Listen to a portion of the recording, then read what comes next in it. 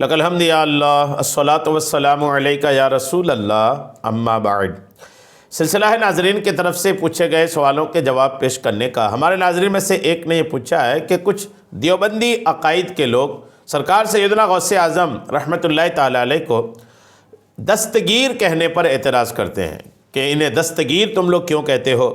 بعض لوگ غوث کہنے پر بھی اعتراض کرتے ہیں، غوث اعظم کہنے پر بھی اعتراض کرتے ہیں، دستگیر کیوں کہتے ہیں اور دستگیر کا مطلب کیا ہے اور دستگیر کہنا شریعت کی روشنی میں کیسا ہے۔ آئیے قرآن و احادیث اور بزرگان دین کے اقوال کے مطابق میں آپ کو جواب پیش کرتا ہوں۔ دستگیر کا مطلب ہوتا ہے مدد کرنے والا۔ نبی کریم علیہ الصلاۃ والتسلیم اور نبی کریم علیہ السلام کے صدقے طفیل اولیاء کرام بھی مدد کرتے ہیں یا نہیں کرتے ہیں۔ آئیے تفصیلات سننے کی سعادتیں حاصل کیجیے۔ یاد رکھنا چاہیے کہ اگر کوئی غوث اعظم کو شیخ عبد القادر جیلانی کو غوث اعظم کہتا ہے یا دستگیر کہتا ہے تو اس کی وجہ سے یہ بات ہوتی ہے کہ اللہ کے علاوہ کوئی اور ہے جو اللہ کی عطا سے، اللہ کی دی ہوئی قدرت سے مدد کرتا ہے۔ اب سوال یہ کہ اللہ تبارک و تعالیٰ کی عطا سے مدد کرنے کا جو معاملہ ہے، کیا اس کے ثبوت قرآن و حدیث میں ہیں؟ آئیے ایک قرآن کی آیت میں آپ کو پیش کرتا ہوں۔ پارہ 6 سورہ مائدہ کی آیت نمبر 55۔ اللہ تبارک و تعالیٰ فرماتا انما ولیکم اللہ ورسولہ والذین آمنوا الذین یقیمون الصلاۃ ویؤتون الزکاۃ وہم راکعون۔ اے مسلمانوں، تمہارا مددگار نہیں مگر اللہ اور اس کا رسول اور وہ ایمان والے جو نماز قائم رکھتے اور زکوٰۃ دیتے اور رکوع کرنے والے ہیں۔ اللہ تعالیٰ نے خود ارشاد فرمایا کئی مددگار، اللہ نے خود فرمایا کہ تمہارے مددگار اللہ بھی ہیں، رسول بھی ہیں اور ایمان والے بھی ہیں۔ جی ہاں، ایمان والوں کو بھی اللہ تبارک و تعالیٰ نے مددگار فرمایا، مددگار ہیں۔ اور سنیے، علامہ احمد بن محمد الساوی علیہ رحمہ تفسیر ساوی میں لکھتے ہیں لا تدعو مع اللہ الہا آخر۔ اس آیت کے تحت لکھتے ہیں کہ آیت میں پکارنے سے مراد عبادت کرنا ہے، لہٰذا اس آیت میں ان خارجیوں کی دلیل نہیں جو کہتے ہیں کہ غیر خدا سے خواہ زندہ ہو یا مردہ کچھ مانگنا شرک ہے۔ خارجیوں کی یہ بکواس جہل مرکب ہے، کیونکہ غیر خدا سے مانگنا اس طرح کہ رب ان کے ذریعے سے نفع و نقصان دے کبھی واجب بھی ہوتا ہے کہ یہ طلب اسباب ہے اور اسباب کا انکار نہ کرے گا مگر منکر یا جاہل۔ تفسیر ساوی جلد 4 صفحہ 1550۔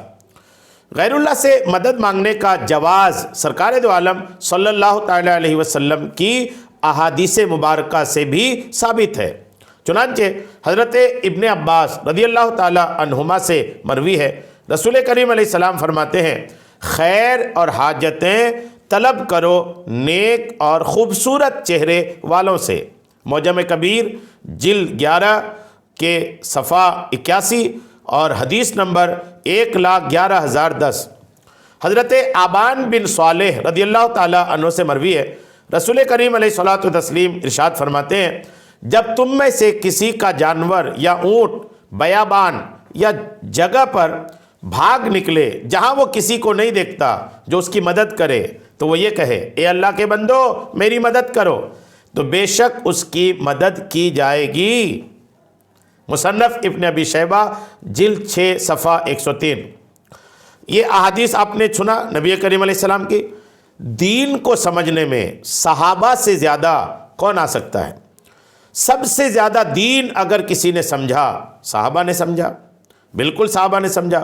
اور جب آپ یہ مانتے ہیں کہ سب سے زیادہ دین صحابہ نے سیکھا تو کیا آپ نے یہ نہیں دیکھا کہ حضرت سیدنا ابو ہریرہ رضی اللہ تعالیٰ عنہ صحابی رسول ہیں؟ حضرت ابو ہریرہ رضی اللہ تعالیٰ عنہ کے بارے میں بخاری شریف کتاب العلم میں، صحیح بخاری کتاب الصوم میں دونوں جگہ یہ حدیث پاک ہے۔ کتاب العلم میں حدیث نمبر 22 ہے، کتاب الصوم میں حدیث نمبر 274 ہے۔ یہ دونوں جگہ یہ حدیث پاک یوں ہے کہ حضرت ابو ہریرہ بھول جانے کی بیماری کا شکار تھے، بھول جاتے تھے، نسیان کے شکار تھے۔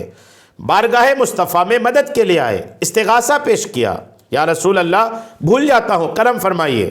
نبی کریم علیہ السلام نے یہ نہیں فرمایا کہ میرے پاس کیا مدد کے لیے آئے ہو، نہیں فرمایا کہ غیر اللہ سے مدد مانگنا شرک ہے، بلکہ نبی کریم نے معجزاتی آپ نے کام کیا کہ آپ نے ان کے کھلے مٹھی پہ دم کیا، ان کو فرمایا چادر بچھاؤ، چادر پہ دم کیا اور فرمایا کہ اس چادر کو سینے سے لگاؤ، سینے سے لگایا۔ ابو ہریرہ کہتے ہیں کہ اس کے بعد پھر میں کچھ بھی نہیں بھولا۔ غور کریں، یہ بخاری کی حدیث پاک ہے۔ اور سنیے، ایک صحابی حضرت قتادہ بن نعمان رضی اللہ تعالیٰ عنہ، جنگ بدر کے دوران ان کی آنکھ جو ہے نا ضائع ہو گئی، اور جب ان کی آنکھ ضائع ہوئی، برباد ہوئی، خراب ہو گئی، تو یہ آنکھ لے کر نبی کریم کے پاس آئے۔ کتابوں میں کہ ان کی آنکھ نکل کر ہاتھ میں آ گئی، یہ صحابی آنکھ لے کر بارگاہ رسالت میں حاضر ہوئے، عرض کیا یا رسول اللہ یہ حالت ہے۔ نبی کریم نے ان کی آنکھ لیا، جگہ پہ لگائی، لعاب دہن لگایا، فرمایا کھول لو۔ حضرت قتادہ کہتے ہیں میری آنکھ پہلے سے بہتر ہو گئی، اور ایسا لگ ہی نہیں رہا تھا کہ میری آنکھ میں کوئی تکلیف ہے۔ مسند ابو یعلا میں حدیث پاک ہے، دلائل النبوہ میں ہے، طبقات ابن سعد میں ہے، تاریخ ابن کثیر میں ہے، الاصابہ فی تمیز الصحابہ میں ہے، ان تمام حدیث کی کتابوں میں یہ حدیث پاک ہے۔ ایک صحابی کے ہاتھ میں ایک دنبل جیسا نکل گیا تھا، یعنی جیسے تھائرائیڈ نکلتا ہے بعض لوگوں کا، تو ایک صحابی کے ہاتھ میں ہو گیا تھا، اور اس کی وجہ سے وہ صحابی جہاد کے دوران گھوڑے کا لگام نہیں پکڑ پاتے تھے۔ مدد کے لیے بارگاہ رسالت میں آئے، نبی کریم علیہ السلام نے ان کی بھی مدد فرمایا۔ مجموع الزوائد کی حدیث نمبر 298 ہے۔ اب آپ غور کریں، اور بھی کثیر اس طرح کے واقعات ہیں۔ ایک نابینا صحابی حضور کے پاس مدد کے لیے آئے، عرض کیا یا رسول اللہ میری آنکھیں آ جائے، آقا نے آنکھیں واپس کیا۔ تو اب غور کریں، صحابہ کرام استغاثہ لے کر مدد حاصل کرنے کے لیے بارگاہ رسالت میں آتے تھے، اور جب بارگاہ رسالت میں آتے تھے نبی کریم مدد فرماتے تھے۔ اب جب نبی کریم علیہ السلام اللہ کی عطا سے مدد فرما رہے ہیں تو آپ کو ماننا پڑے گا کہ اللہ کے علاوہ غیر اللہ سے استغاثہ، مدد طلب کرنا، کسی کو دستگیر کہنا، غوث کہنا، یہ شرک نہیں، منع نہیں۔ ہاں یہ خیال رکھنا چاہیے کہ حقیقی مددگار اللہ تعالیٰ ہی ہے، حقیقی دستگیر اللہ تعالیٰ ہی ہے، حقیقی غوث اللہ تعالیٰ ہی ہے۔ دوسرے جو کچھ بھی مدد کرتے ہیں وہ اللہ کی عطا سے، اللہ کے دیے ہوئے پاور سے، اللہ تعالیٰ کی دی ہوئی طاقت سے کرتے ہیں، یہ یاد رکھنا چاہیے۔ لیکن غوث کو عبد القادر جیلانی، شیخ عبد القادر جیلانی رحمۃ اللہ علیہ کو غوث کہہ سکتے ہیں، غوث اعظم کہہ سکتے ہیں، دستگیر کہہ سکتے ہیں، اس میں کوئی حرج نہیں۔ میں نے آپ کو دلائل قرآن اور احادیث اور صحابہ کے عمل سے پیش کر دیا ہے۔ امید ہے بات آپ کو سمجھ میں آ گئی ہوگی۔ اللہ کریم ہم سب کو شریعت کے تمام مسائل سیکھنے، سمجھنے اور اس پر عمل کی توفیق عطا فرمائے۔ آمین بجاہ النبی الامین صلی اللہ تعالی علیہ وسلم۔